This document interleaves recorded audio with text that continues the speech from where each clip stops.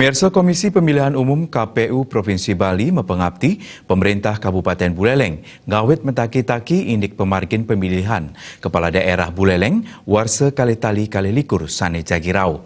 Parindekan inucap sangkaning metu orti indik pemargin pemilihan serentak warsa kali-tali patlikur ke Andegang minekadi pemilihan Presiden Kepala Daerah miwah legislatif. Perindikan inucap kuningayang oleh Manggalaning Komisi Pemilihan Umum Provinsi Bali Idewa Agung Gede Lidartawan dawa grauh ke Buleleng. Manut Dani pemargin pilkada serentak pantara pileg miwa pilpres durung wenten pemutus sani jantan santukan kanton anut ring undang-undang nomor 10 warsa kalih tali 16 indik pilkada.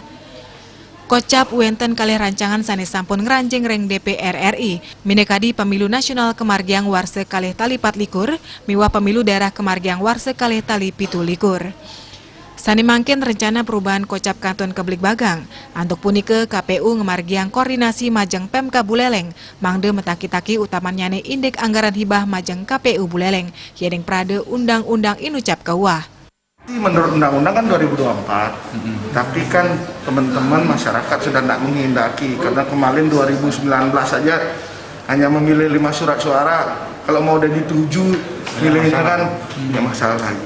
Takutnya banyak yang meninggal lagi malah. Ya. Jadi itu antisipasi saja. Tapi prinsipnya ada 2 rancangan yang sudah masuk di di masing-masing fraksi di Komisi 2. Ya ini masih di fraksi nih, ya di DPR RI.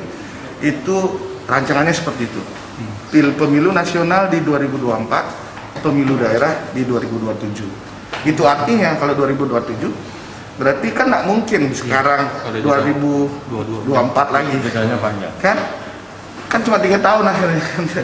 Itu. Jadi kita harapkan kalau ini betul terjadi, Buleleng sudah siap.